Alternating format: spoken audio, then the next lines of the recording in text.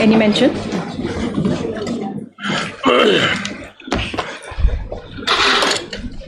Lordship, I'd beg to mention item number 11, Lordship. Learned Senior Advocate Mr. Sharaf is appearing in this matter, Lordship. He has some personal difficulty today, Lordship. Bring From the regular list. Lordship, from the regular list. Item number 11. Where is that? Item number 11, Lordship. 11. Lordship. No objection, Lordship. Number 10? 10, we have no instructions. 9, 10, 11 is connected? No. No, Lordship. 11. Okay, 11. 11, Lordship. Lordship, after 2 weeks. After 2 weeks, Lordship. Hello, Lordship. Lordship, Lodge. May please, Your Lordship. Your Lordship, I like to mention item number 7. Your Lordship, we pray for 3 weeks of time to prepare the paperwork, Your Lordship. You can't mention it now. Orders when it's called out. Lordship, please, Your Lordship. Yes, I think all the lawyers are aware about that. Yes. Daily list, item number 1.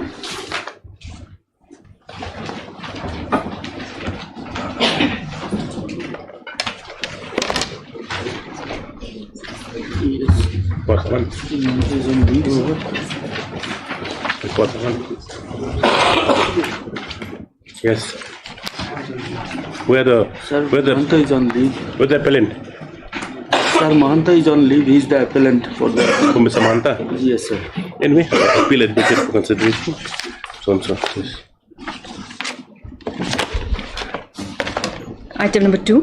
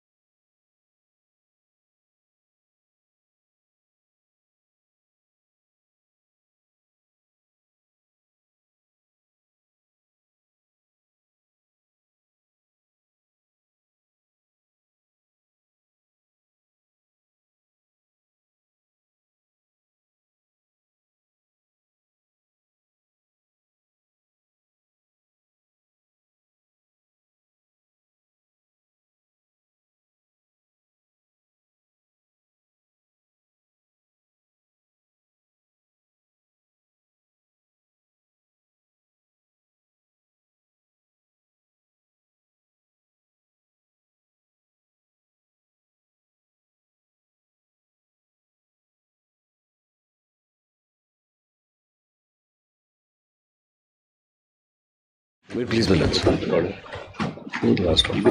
GTC matter. Wait, please, my lords. My lords had permitted us to file an objection as regards the maintainability. My lords, craving a little indulgence. My lords, if my lords kindly grant us a week's time. Somehow this missed our notice. You missed it from the list.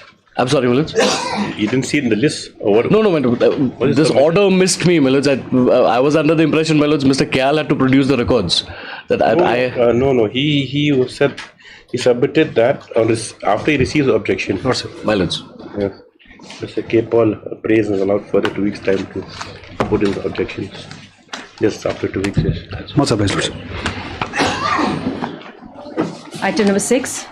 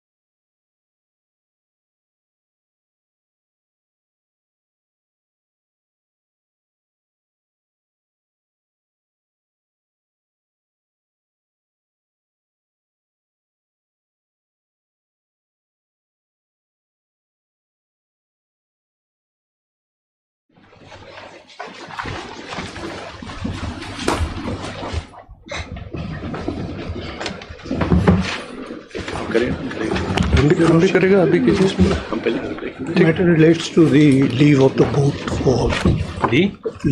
court for filing the related appeal. I have already made my submission, my friend. In view of the judgment which I have cited on the last occasion, leave is not required. Yes. So, in that view of the matter, that application becomes infectious.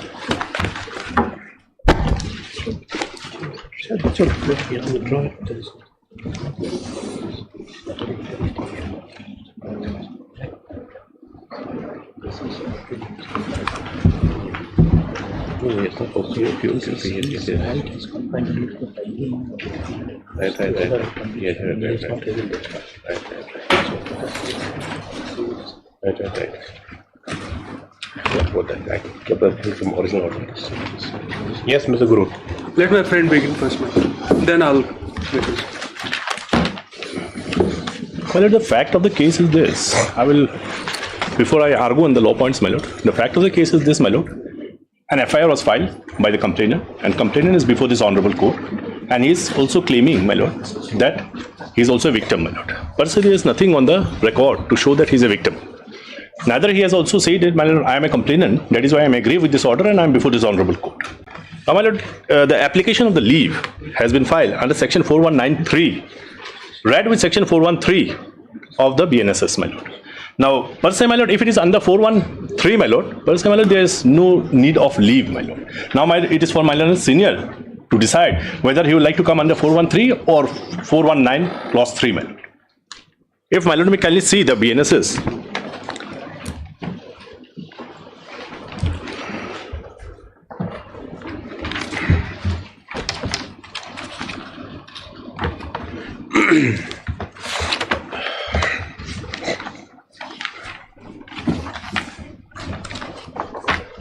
Basically, I am challenging the maintainability of the entire criminal appeal, my lord.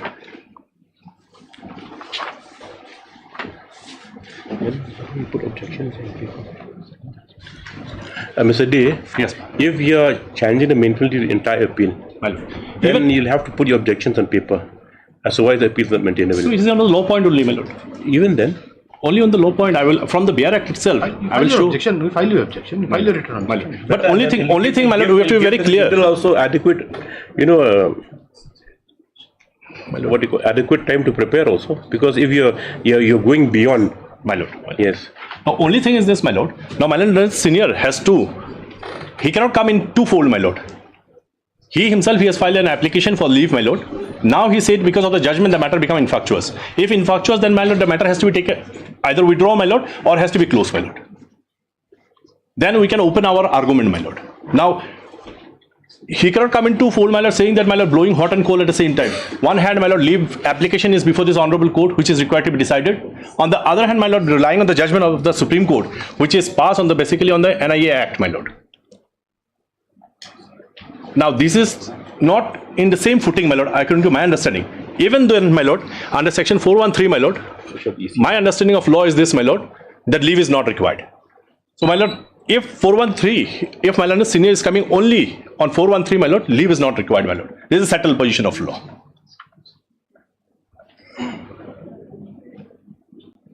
And my lord, the law doesn't permit, my lord, that my lord senior will come before this honorable court, my lord, under 419 clause 3, read with section 413, my lord. If it is 413, my lord, then he is claiming us to be a victim, my lord. Yes.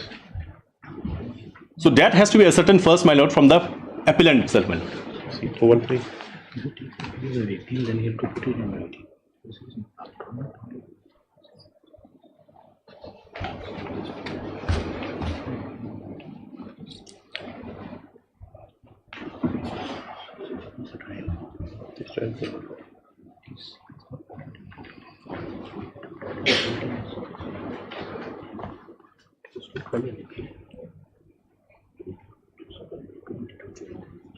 So he has lost. Yes. And now he wants to challenge that order. The appellate court was there. Let them see whether they see whether they point or not. Yes. So, my lord, first, my lord, the appellant has to be very clear, my lord, whether he will still stick with the leave application or not, my lord. Then we can open our argument, my lord. If my learned senior thinks, my lord, that on the basis of this judgment, leave is not required, then it has to be withdrawn, the application has to be withdrawn, or the application has to be closed, my lord. Then only we can argue our matter. What do you say to his submissions? Yes, Lordship. He also admits that leave is not needed. Per se, if he is coming under 413, my lord. Application then? It can be closed. Can be closed. As my friend also submits. See, there's one part which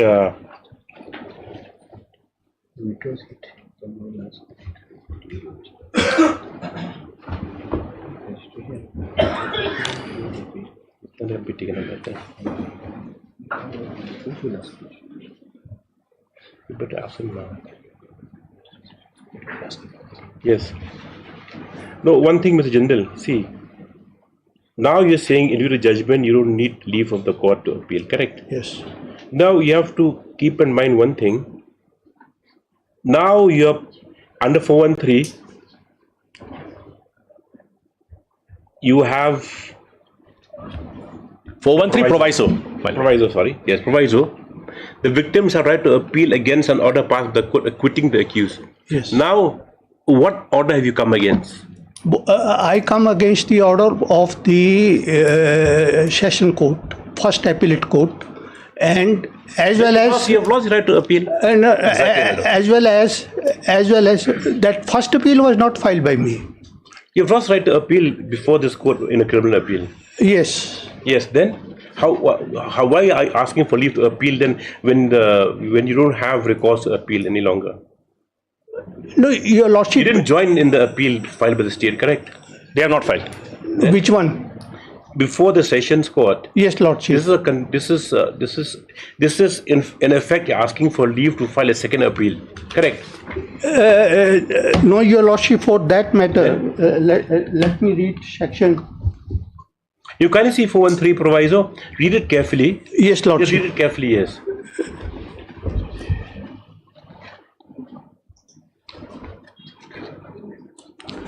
Provided that the victim shall have a right to prefer an appeal against any order passed by the court acquitting the accused. Yes. Yes. Or No, this will. for a lesser, no, for a lesser no, Lordship, offence. for that reason only. Or imposing inadequate compensation. Lordship, for that reason only. To clarify. And such appeal shall lie Yes. to the court to which an appeal ordinarily lies. So that's the point. No, Yes, no, Lordship, we'll see one judgment.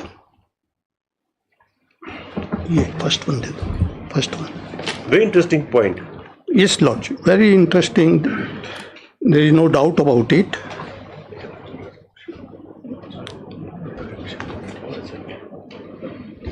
There's a lot of doubts about it. Yeah. 370. No appeal lies. You have no right to appeal. Even if you right to appeal will not be maintainable. Let us see, Lordship, because we are on the law point, Your Lordship, and this will be a guiding factor for other appeals to come before Your Lordship. So And if you have no right to file the appeal, then matter ends, matter ends, and that will decide the course of action for the future cases, Your Lordship. Those who fight run away live to fight another day. So you please prepare. Yes. Yes. We'll lift it after 1 week. You please come prepared. So only thing is this. No, sure, I can answer just now. Okay, your answer is yes. That is the view of the court. Yes. View of the court. Yes. But only on the leave application, my lord. That application which is pending before this honorable court, my lord. We cannot enter into the matters of the case until unless this leave application is either withdrawn or dismissed. Your Lordship, let me speak. Otherwise, you go on speaking. Your Lordship will see. So anyway, Mr. Jindal, we will do one thing. We'll allow you to withdraw this application for leave. Yes. You take your chances then. and leave it to the court after that. No, Your Lordship, this can be... You withdraw your This application can to be... appeal. No, withdrawal, Your Lordship, I do not have such instructions. Because according to your submission, you don't need the leave also. Exactly. Yes, according to submission of the... no, Your Lordship, according to the submission of the respondent also, No, my they lord, on say... the basis of the respondent submission, my lord, the learned senior cannot build up his case, So my we'll lord. close it. We'll record your Yes, submission. close it. Yes, and then you take your chances. Yes, It's no okay. problem. Matter be listed for admission. My lord, if I may, my lord. Yes, Mr. Guru. My lord, I have been listening to both the sides, my lord. I have to assist the court also. Our side. My lord, I can give a final quietus to this matter, my lord.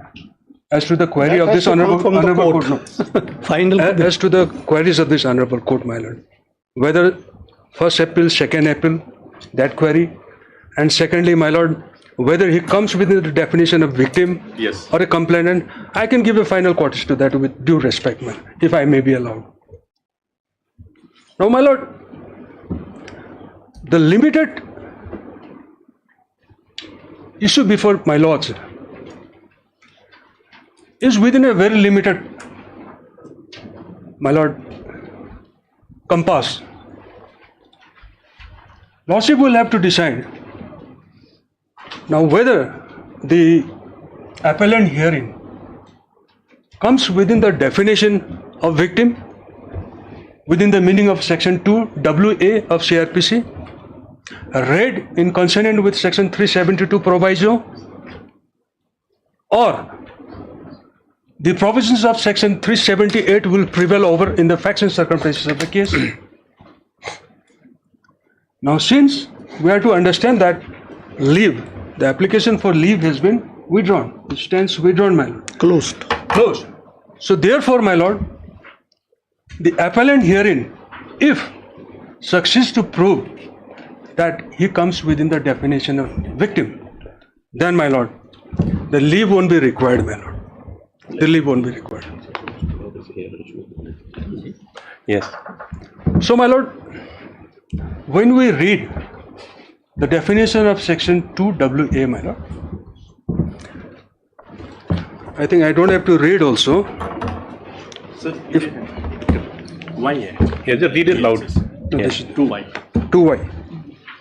Victim means a person who has suffered any loss or injury caused by the reason for the act or omission of the accused person, and includes the guardian or legal heir of such victim, my lord. Now, by bare reading of this definition, my lord, I beg to submit, my lord, the definition is not to be interpreted in a narrow and restricted manner. The intention of the legislature is the definition covers very wide, expanded form, my lord. Now, therefore, my lord, in the present case, two things are not disputed. First thing, the appellant entity had filed the FIR, police complaint, my lord, that is not disputed. Secondly, there cannot be two opinions, my lord, that the appellant herein eventually, at the end of the day, has suffered financial loss, loss of goodwill. So, in a way, in terms of finance, in terms of goodwill, he is the victim. Now, my lord, why I say that? Now, No, he's a victim, there's no doubt about that.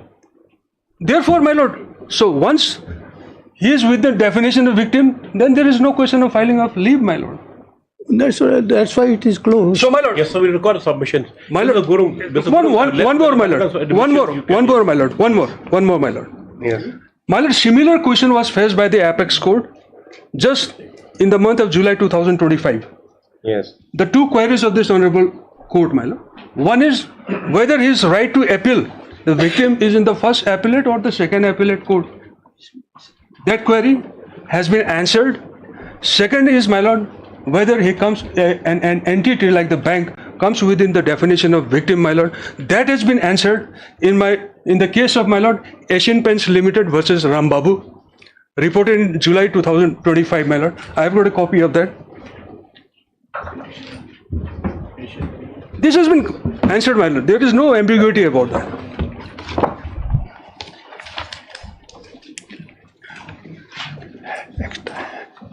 I can give it, I've got only three copies.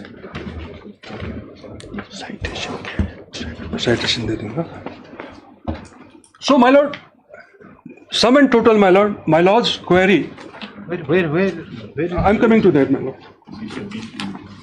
Asian Paint Limited, this, my lord, just before I come to the relevant paragraph, my lord, this is a case of Asian Paint Limited versus Rambabu, wherein, my lord, the copyright of the, my lord, Asian Paint Limited was being infringed, violated by the respondent herein, respondent number 1, my lord. So, my lord, here the FIR was filed by the, my lord, the company. So, therefore, the question arose during the appeal, my lord. In the second appeal, my lord, I'm not talking about the first appeal. In the second appeal, the question arose whether, firstly, the company is a victim. That question arose, my lord. Second, whether at the second appellate court, my lord, whether the victim can entertain his or her right, my lord. So this was, my lord. Which paragraph? I'm coming to that, my lord. Where is my copy? You have taken.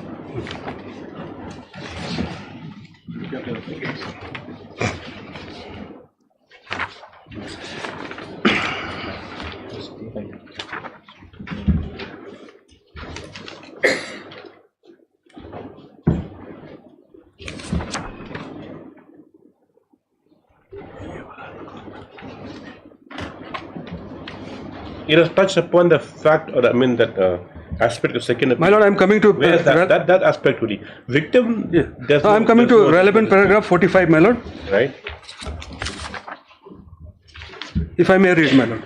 Furthermore, another aspect that needs to be considered is as to whether an appeal under proviso to section 372 of the statute would be restricted only to the mean and appeal to the first appellate court, or include even an appeal to the second appellate court, which happens to be the case herein. So this is exactly our case is covered, my lord. Now the answer is at 46, my lord. We find that this is not a very complicated issue of law. We do not propose to complicate it. The language employed by the proviso to section 372 of the CRPC is unambiguous to the effect that the victim shall have a right to prefer an appeal against any order passed by the court acquitting the accused or convicting for a lesser offence or imposing inadequate compensation. And such appeal shall lie to the court to which an appeal order lies against the order of the conviction. So it makes no distinction between the first appellate and the second appellate court. From the 47, my lord, from the aforesaid elucidation, it is clear the right to appeal accrues on the victim from the instance of a court acquitting the accused. The proviso to section 372 of the CRPC is agnostic to the factum of such acquittal being by the trial court or the first appellate court. So matter is very clear, my lord. It has been decided.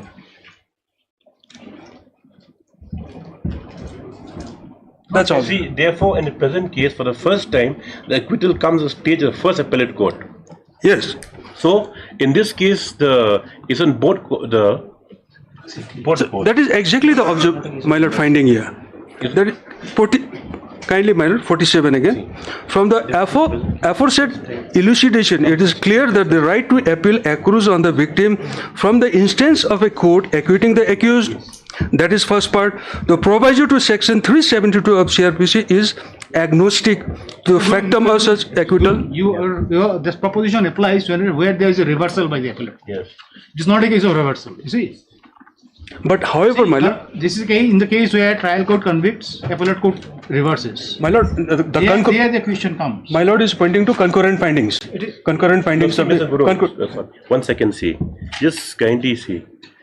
In the facts at hand, acquittal was by the first appellate court and not by the trial court. Yes. That means it's on a different footing altogether. My lord, now case of what follows thereafter? What follows thereafter? Now, honor and not trial. Therefore, since the present case, for the first time, the acquittal comes in at the stage of the first appellate court, being a sessions court in law, the right of appeal by the victim would be to the next high level in the judicial hierarchy, which would be the High Court. Yes.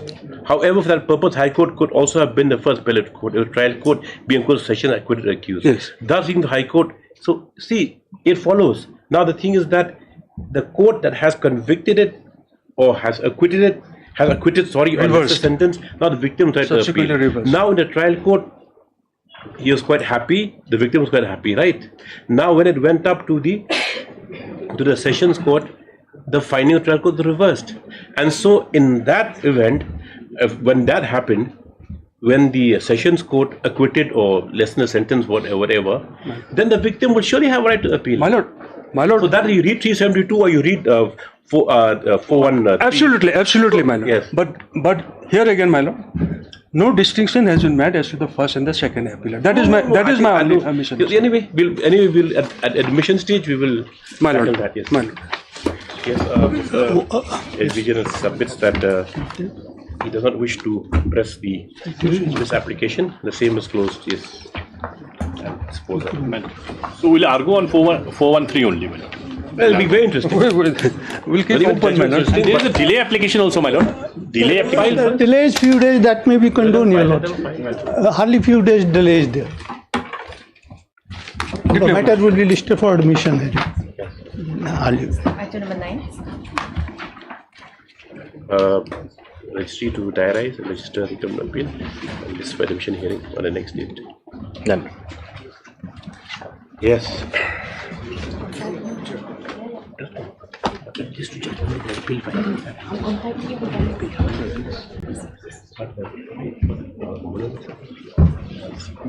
May please, lordships. Item number 9 and 10 are both connected matters, lordship. The respondents were supposed to file their affidavit, lordship. This is that GST matter, lordship. You've taken some time. I'm taking some more time.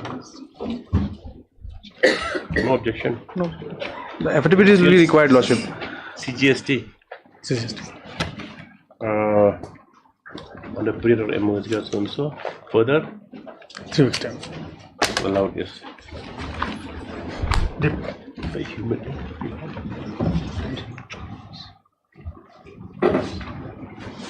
EC, you're on EC school. Hearing. Supplementary For list. the humidity. Item number 1. Wait, please, your lordship, my lord. At the outset, my lord,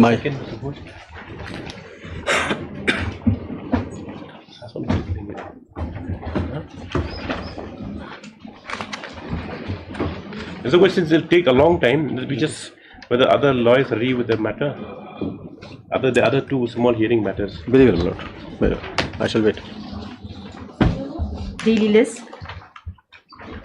Item number 12.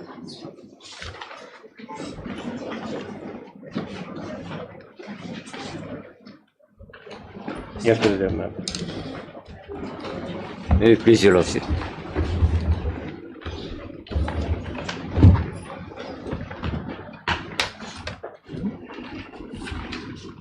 So this is the appeal against this. 1 second. Let the file come. 11/10/2023. Assam Rifles? Yes, your lordship. Yes. So here, your lordship, the respondent here, she was the maid servant, family attendant, and she was taken leave. And after that, she was overstayed about 700 days. How many days? 700 days. 700 days? Yes. So, in between, she was requested to join, but she didn't attend. And subsequently, after joining of her, then department proceeding was taken, and she has admitted her fault. And thereafter, after department proceeding, then it was given for compulsory retirement. So, against this order, this she filed the writ petition.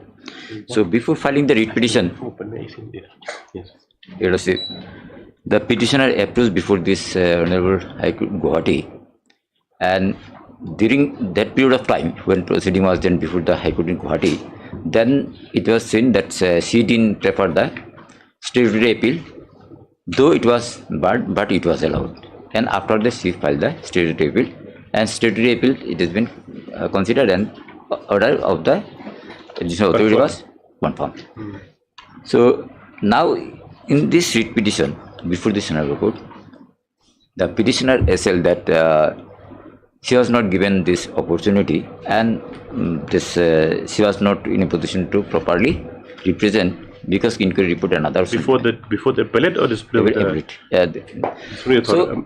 So here it is, when she approached before this Honorable High Court in Guwahati, not mentioned about it whether she got any inquiry report or any other material.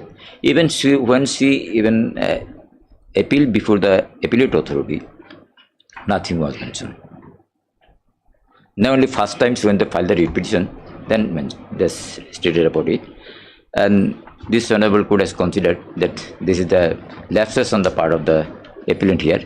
So that's why this order of this authority has been quashed and passed the order to reinstate her back wages. So this is the case here.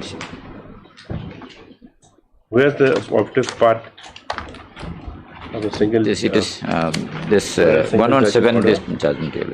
Yes. So last operative passed, last operative is 133. Now the see 130. 133 last operative passed. The paragraph of the 38. 33 more. Starts from 33. No, 38. Paragraph is 38. In the light of our observation, the court convinced the petitioner was not furnished a copy of the inquiry report. So No. So, Your Lordship, when proceeding was done and all the copies is given and no allegation was there prior to this, Your Lordship. yes, yes. So all those copies is given to her, Your Lordship, when proceeding. All the copy was given. Yes, Your Lordship. And we have produced the record of that point of time.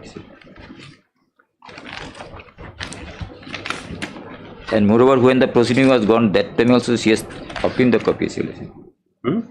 Yes. When this even proceeding was going on, that point of time also she was having the copies. Let's see first the order of the first order.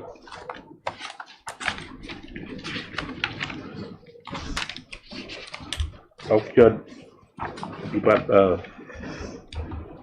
disciplinary authority. Where's the first order? Which page?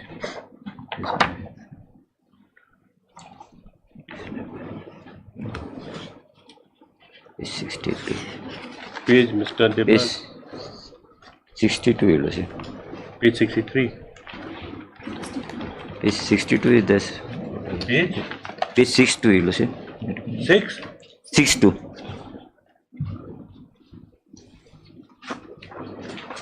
This order.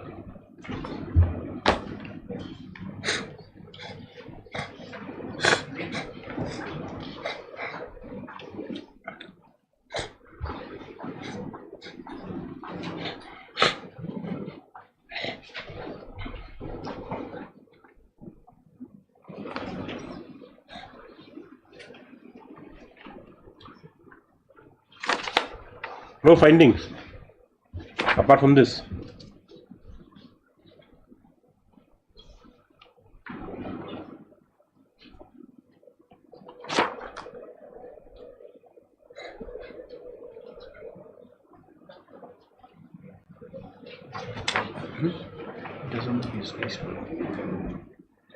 So this is paragraph 4 is there. Now therefore this after application of mine to the fact of the case and the exercise power confirmed under Central Civil Service. Give the order. Where's the appellate order?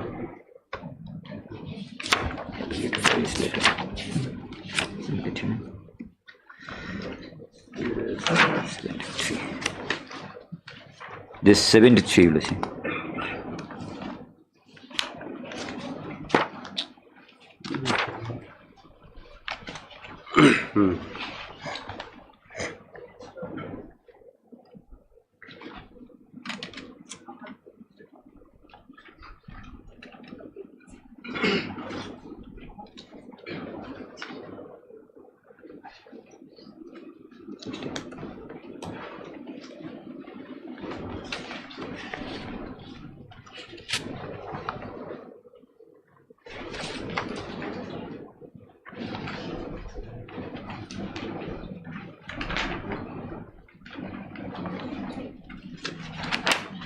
Where are statement of witnesses? Usually. Now see, the appellate order records the charges of overstaying of leave against you have been accepted, and statement of witness produced in the case, the charges have been proved. Where are the proceedings? You see, we have to go through whether the finding of the learned single judge was correct in saying the non-supply inquiry report has been, detrimental to her. Now your case is that she's accepted her absence. Or what is your case? Yes, Your Lordship. Where is that? Your Lordship, you can come even this page 68. This we can go anywhere. You have to show us.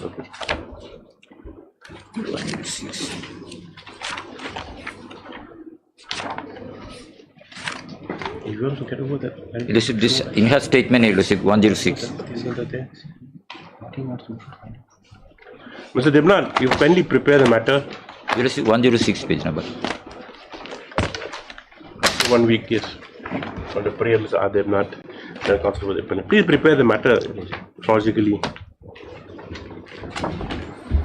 And what do you seek to, substantiate your appeal? Item 13. On what grounds, rather?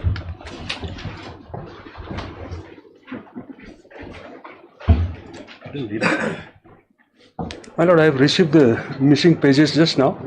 We'll have it after a week or two, man. Yes, Mr.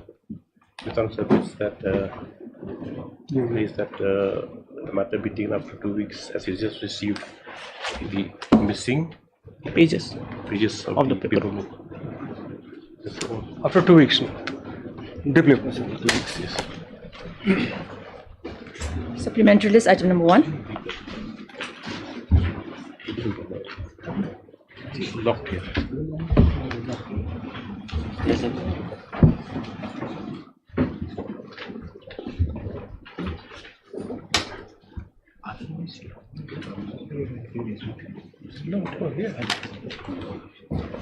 What to look at the proceeding?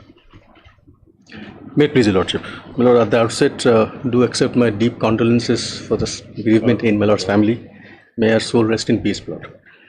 Lord, on the last date, I made strenuous submission to explain what I really do. That a concessionaire is different from a contractor. I received my notes.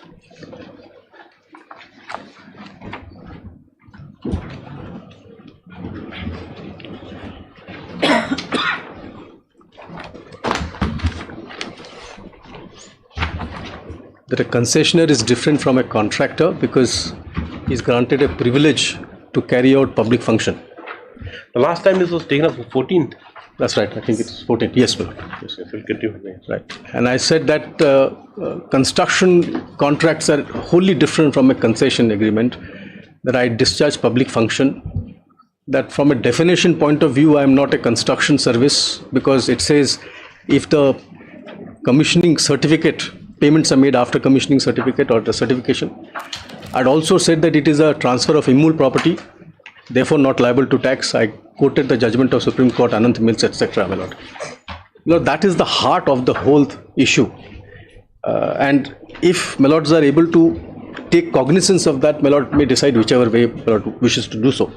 For that purposes, my Lord, I've prepared a 3-page summary as more like a guiding point. Well, it will be supplemented by a detailed written submission, but this I wanted my Lord to take cognizance of. Like a primer.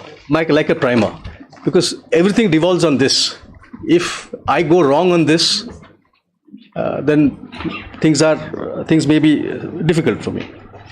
So my Lord, I'll just take the broad headings. I will not read out the whole thing. Lord, at para A, I've basically tried to explain the distinction between concession and a construction contract. Yes. The privilege part. Clause C of para A, I've said that in concession, operation is fundamental, which is not there in construction. Clause D, I've said this is financed by me, not a contractor. In a contractor, the project owner finances. He gives an advance basis that he starts working. Here, I have to design, build, finance, operate, transfer. So it's my money. Then clause E, I have given all those clauses through which I regulate traffic. All those clauses are there, my Lord. to go to show that I am focusing on operation, that is the regulating of traffic, which is the key heart of the particular concession agreement, my lord. Para B, I have made a reference to the definition of construction services. I had read out if the payments are made after the commissioning certificate, therefore it is not a service. I had read it out. I will not trouble my lord with that. Para C, I have said that it is not a works contract because there is no transfer of property during execution of work. It's an immutable property. I own it during the course of the concession period and then I transfer to a conveyance. My lord recalls I had made those submissions and all those paragraphs are there in clause para C subclause D, where the project asset is transferred as an immutable property plot. In fact, at this stage, there is a board circular that we have come to access, which may be very fundamental.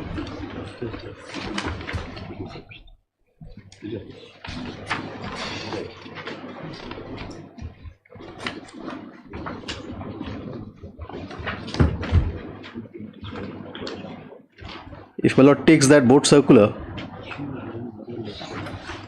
okay.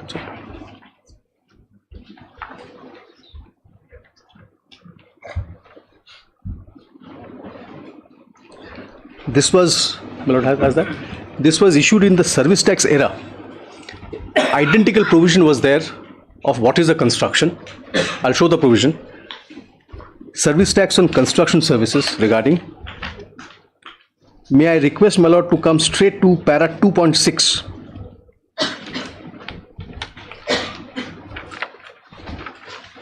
May I read it? BOT. Yes. Many variants of this model are being followed in different regions of the country depending upon the nature of the project. Build, own, operate, transfer is a popular variant. Generally under BOT model, government or its agency concessionaire, whom may be developer builder himself or may be independent, and the user are the parties. Risk-taking and sharing ability of the parties concerned is the essence of the BOT project. Government or its agency by an agreement transfers the right to use and or right to develop for a period specified, usually 30 years or near about, to the concessionaire. Clarification. Transaction involving taxable services take place usually at 3 different levels. Firstly, between government or its agency and the concessionaire. Secondly, between concessionaire and the contractor. And thirdly, between concessionaire and users, all in terms of specific agreement. At the first level, government or its agency transfers the right to use and or develop the land to the concessionaire for a specific period for construction of a building for furtherance of business or commerce partly or wholly. Consideration for the taxable services may be in the nature of upfront lease amount or annual charges paid by the concessionaire to the government or its agency. Here the government or its agency is providing renting of immutable property, renting of vacant land to be used for furtherance of business, and in such cases the concessionaire becomes a service receiver. In this model, though the concessionaire is undertaking construction of a building to be used wholly or partly for furtherance of business or commerce on the land provided by the government or his agency for temporary use, he will not be treated as a service. Correct. He will not be treated as a service provider since construction has been undertaken by him on his own account and he remains the owner of the building during the concession period. So as far back in 2012, correct view was taken by the board that I continue to own it and I transfer immutable property at the end of it. If that be the case, it can't be works contract. So that's the other thing that I had made a submission about. Then my lord comes to para D of my written submission. In fact, the activity of the petitioner is neither supply of services nor supply of goods and is instead sale of immutable property, hence outside the ambit of GST legislation. Here, my lord, I had said Schedule 3 talks about sale of land. I had said land includes above and below. Highway is on the land, and therefore, when I transfer that, I am actually transferring land. Therefore, it can't be subject to GST. It's outside the jurisdiction of the GST legislation in that sense. Then, my lord, para E, I had made a reference to the recent Supreme Court decision where they said you are discharging a public function as an assignee, basically to satiate the fundamental right of the citizen to have access to motorable road. So what I'm doing is basically giving access to motorable road, which is the description of the notification. Para F, I've gone on to explain to my lord that operation of the highway is at the heart of the concession agreement. Because if they wanted only construction, nothing stopped the NHAI to appoint a contractor under the concession contract model.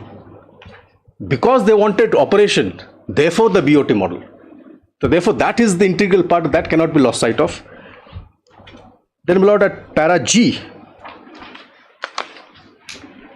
I basically said the application above to the notification under consideration, because notification says access to road, services by access to road, which is exactly what I do in view of whatever I have so far elaborated.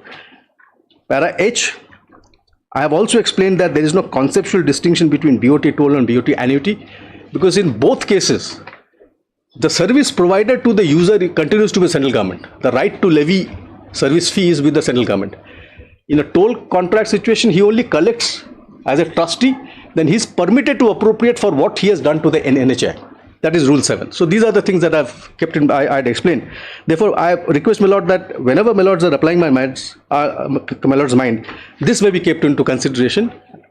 Now, my lord, today I will straight away respond to my learned friend's point on composite scheme, composite supply. Yes, composite supply. My lord, with greatest respect, I must say, this argument of composite supply, or that construction is the principal supply, was not there in the adjudication order. Neither was it there in the circular. So circular does not say I am liable because it is a composite supply and construction is the principal supply. Adjudication order also does not say that in any words at all. Therefore, it is an ingenious argument of the learned counsel. I appreciate that, but that cannot be countenanced. The reason being, public orders publicly made cannot be improved upon through subsequent affidavits, my lord. That I will place the judgment of MS Gill. My lord takes volume 9, which I had submitted earlier on. Constitution bench.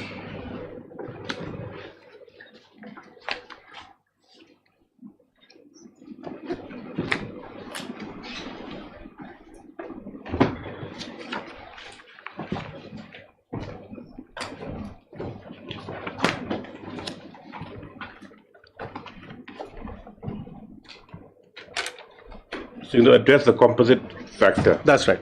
Right, okay. Because first is the admissibility of that submission. Then I'll meet the submission also. I mean, I will not shy away from meeting the submission. Yes. Page 1.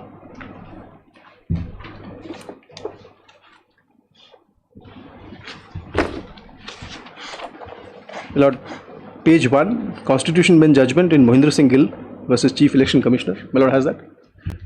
May kindly now come to page 13, para 8.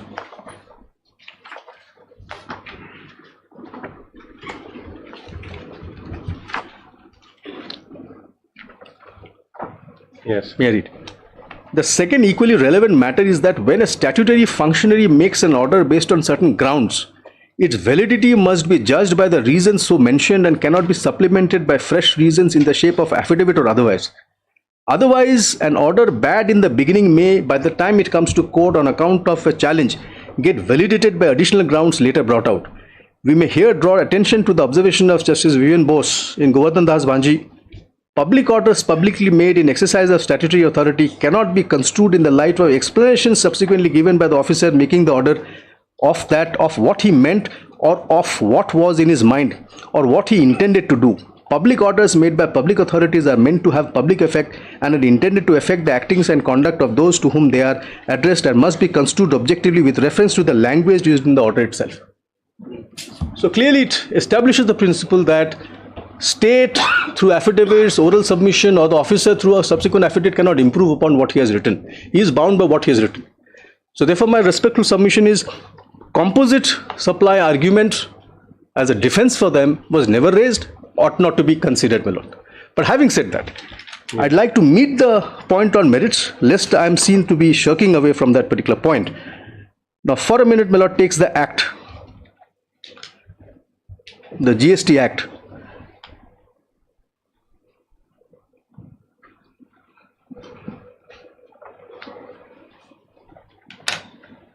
Section 8.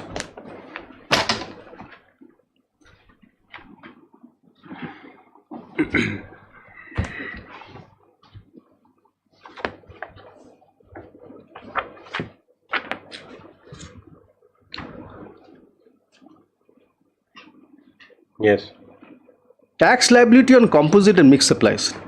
The tax liability on a composite or a mixed supply shall be determined in the following manner, namely, a composite supply comprising two or more supplies, one of which is the principal supply, shall be treated as a supply of such principal supply. What is relevant to note is what is composite supply. Therefore, there is a definition to that. That definition, my lord, will find at section 2, subclause 30.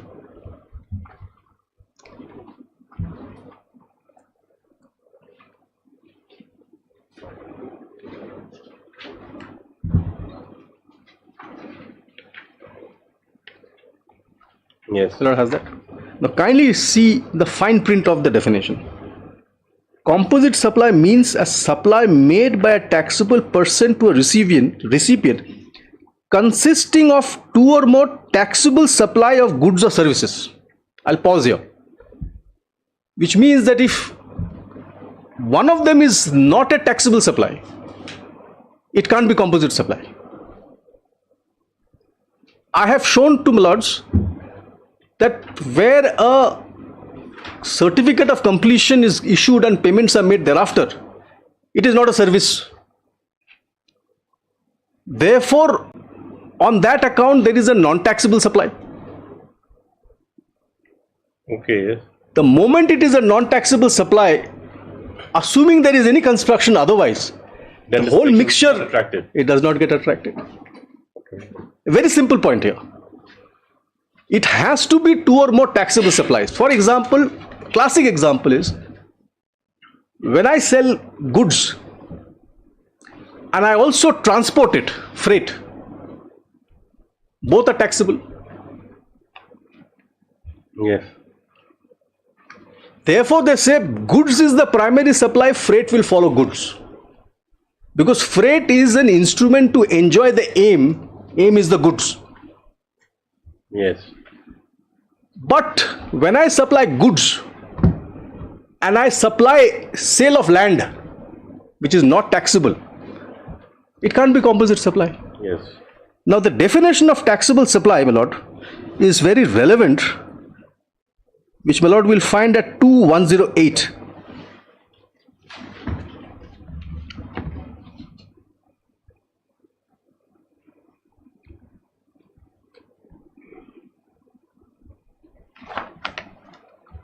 (2108).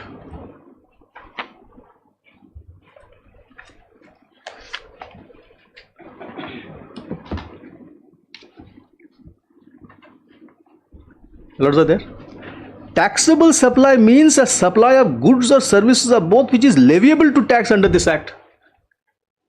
What can be levied to tax is a service. If the statute says it is not a service, it can't be levied to tax here. Very simple logic here. So therefore, my lord, there may not be any need to go into this elaborate discussion on composite supply because the jurisdictional fact is not satisfied. The second aspect of it, my lord. No, they will go on a premise that since you're doing, the premise is that you are engaged construction. That is the premise. That premise is correct. So that is why. So if that's your basic activity, that means whatever follows, it follows. Correct. Therefore, my submission. That is just correct. That's their contention. Correct. And their contention, essentially, if I were to summarize that, if I've understood it right, they say you're doing construction, you're doing maintenance. Yes. Maintenance is ancillary. They forget about operation. Yes. That is one. But I say that even the construction, by virtue of Schedule 2, subclause 5b, since the payments are received after completion certificate, it is not a service. Therefore, not taxable within the act. Therefore, the whole thing crumbles on its own weight. The third thing, my lord, on what basis do the respondents say that construction is the principal supply? There has to be some measure, some fundamental. The submission that I heard from my learned friend was that if there was no construction, nothing else was required. That was what he said. That would be erroneous way of putting it, because I would reverse it. If there was no operation, what use will this constructed road be for? It will only be, there will be potholes, there will be no motorable access, nothing, because operation is the, and look at the length of time, 16.5 years out of 20 years, 16.5 years is operation. So length of time. If you look at the payment, the total construction cost could be minuscule compared to the overall payment that I receive. Now, while there is no finding to that effect, but I'm only assisting this court that internationally, and they have not given any cogent judgment to say how it should be principle, but I wanted to assist my lord on that. Internationally, this aspect of how do you ascertain a principal supply is much debated, and there are some ground rules that have been laid down.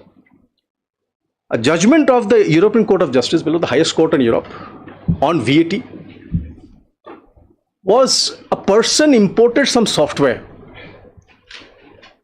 and the supplier of the software was also required to customize it.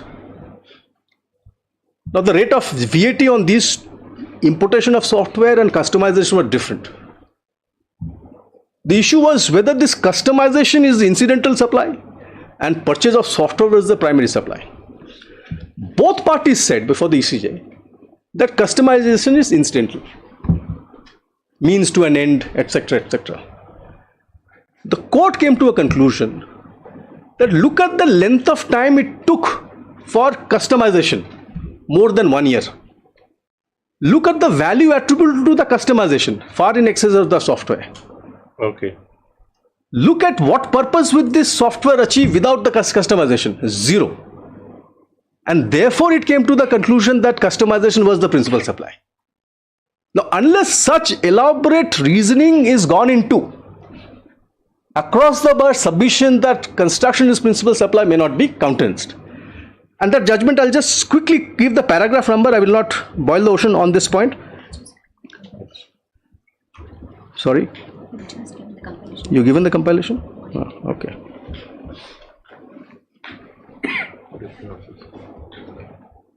The judgment is leave op.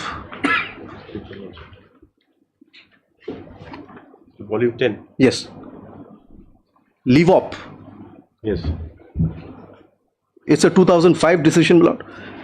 I'll come straight away to the facts.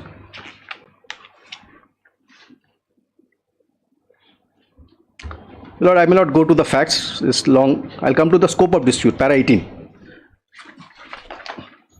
Para 18. Para 18. Page number 7. Yes. Difference of opinions subsequently arose between LEVOP and the tax authorities on the treatment of transaction and the law on VAT. LEVOP took the view that it owed VAT only on the customization, but not for the supply of the standard software. The tax authorities, on the other hand, believed that FDP had granted LEVOP a comprehensive license for the customized software. It considered that the tax should be paid by LEVOP on the supply of its entirety as a supply of service. It issued additional notices for assessment to that effect. So this is the controversy, scope of controversy. Now, my lord, the finding, page 13.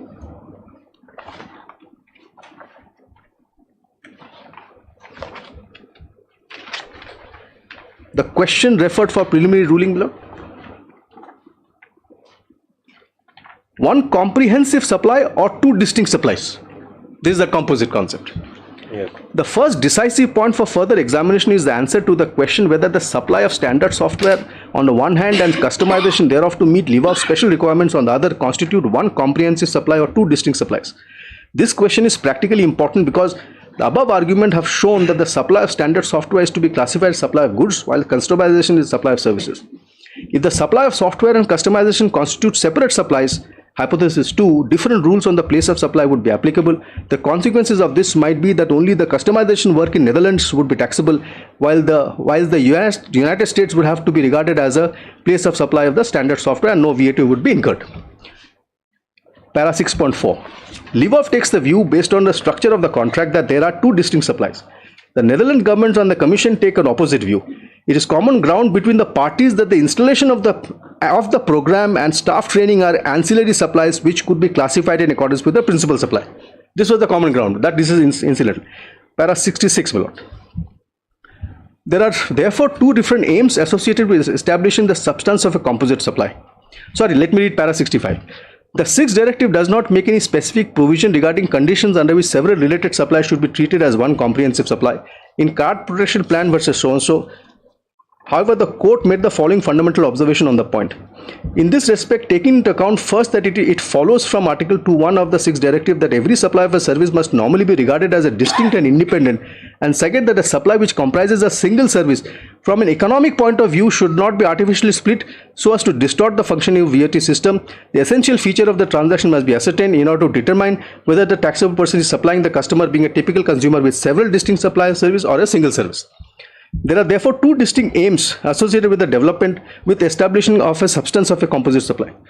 On the one hand, it is necessary to differentiate the assessment of different individual supplies according to their character. On the other, splitting a comprehensive supply into too many separate classified individual supplies would overcomplicate the application of rules of VAT. In any case, an objective criteria must be used.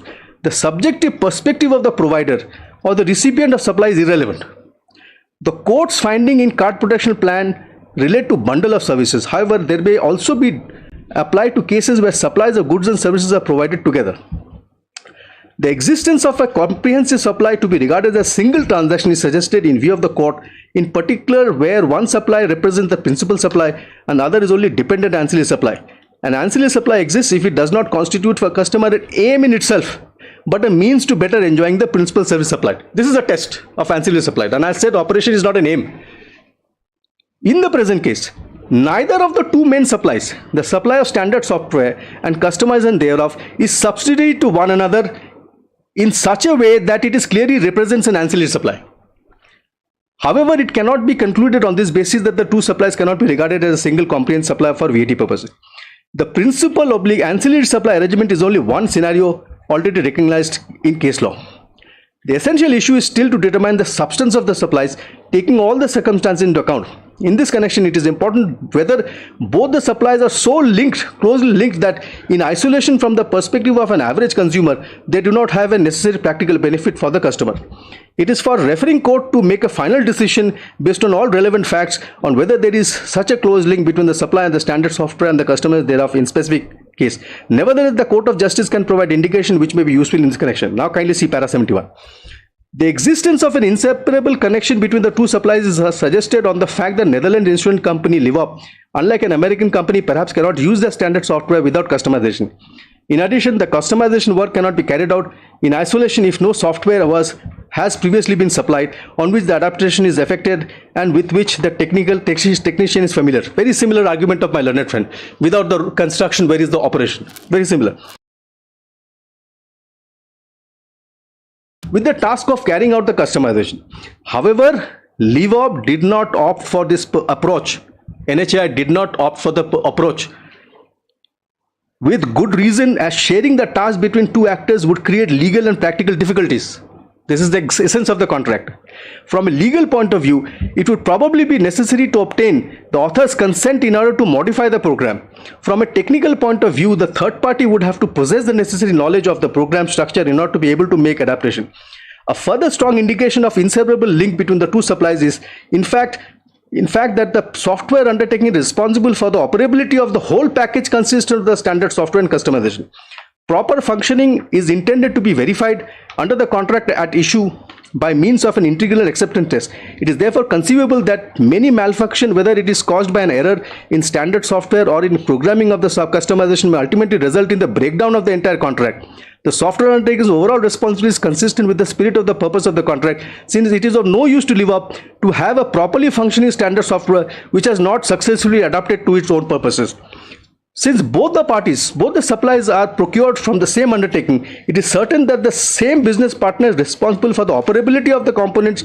If on the one hand, Livop had acquired the standard software for one undertaking and had it customized by another, it could have relied upon error made by one vis-a-vis the other. This would mean, for example, that Livop could not free itself from the contract of supply on the faultless standard software merely because of the customization. Para 7.5 to 7.9 are the 79 are the heart. The distinctive feature in the structure of the contract mentioned by Livop do not preclude classification of a comprehensive supply. In particular, the invoicing method for supply is merely an indicator in view of the court. Thus, it has already ruled that distinct supplies may exist even where there is a single invoice is made. Now, I'll skip all of this. Kindly come to para 79. The answer to question 1A must therefore be that the acquisition of standard software on a data carrier and subsequent customization thereof to meet the customer's requirement must be regarded as a single supply within the meaning of 6th directive, where the subsidiary supplies are so closely linked that in isolation from the perspective of average consumer, they do not have necessary practical benefit to the consumer. In assessing the question, it is irrelevant whether the separate price have been agreed or separate invoices have been made. Now kindly come to para 80 subclause 81. Para 81. The comprehensive supply received by LIVOV covers elements of both the supply of goods and supply of services, and neither the supply of standard software nor the customers therefore may be regarded as a mere ancillary supply. Then kindly come to para 83. In the present case, the main focus having regard to all the circumstances is also the service element. It is crucial, first of all, that the standard software cannot be used as such by LIVOV.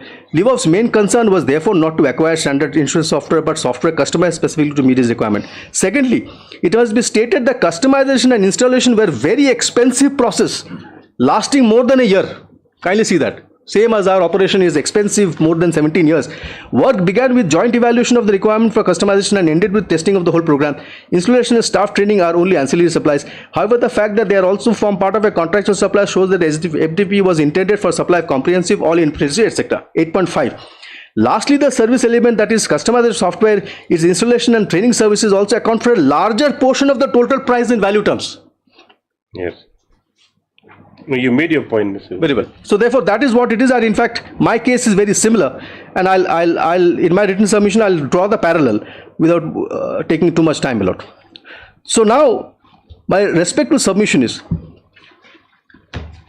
MS Gill applies, composition supply as a concept They can't improve the case. Right. B, even on merits, it has to be 2 or more taxable supplies. Yeah. If one is not a taxable supply, composite supply does not apply. C, the test of what is principal supply has to be applied, and if we apply those states as is internationally there, this is a case of operation, because without the operation, construction is meaningless. That's the point, and the length of time it took and all of those things. Then, my lord, I'll come to the next point, which is on the proper officer, my lord. Yes.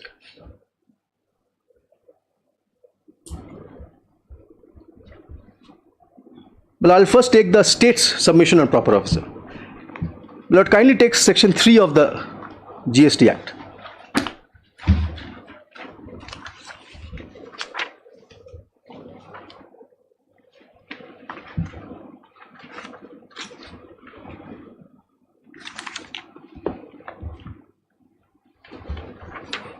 Yes.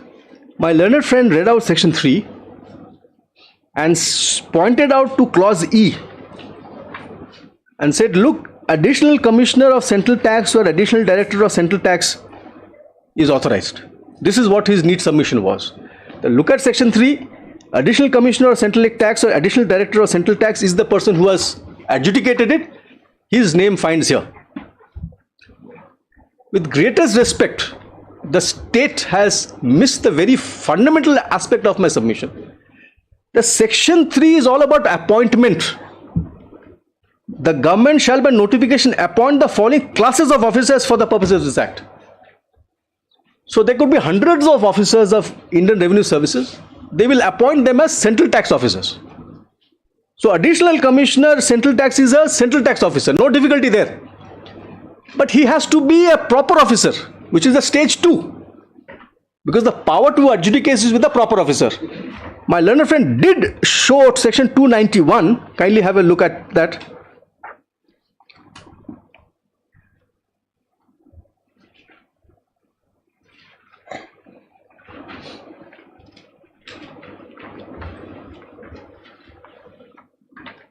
He did show definition of proper officer. In relation to any function to be performed on this act means the commissioner or the officer of the central tax who is assigned the function by the commissioner in the board. So this is a step 2 assignment. Once you are appointed as a central tax officer, you have officer in relation to any function to be performed. Correct. He has to be assigned. Either he is a commissioner. Either he is a commissioner. Yes. Either he is a commissioner. Ex officio, he is a proper officer as per the definition, or he should be somebody who is assigned that function amongst the central tax officer. So there is no gainsaying. Section 3 is the source of power.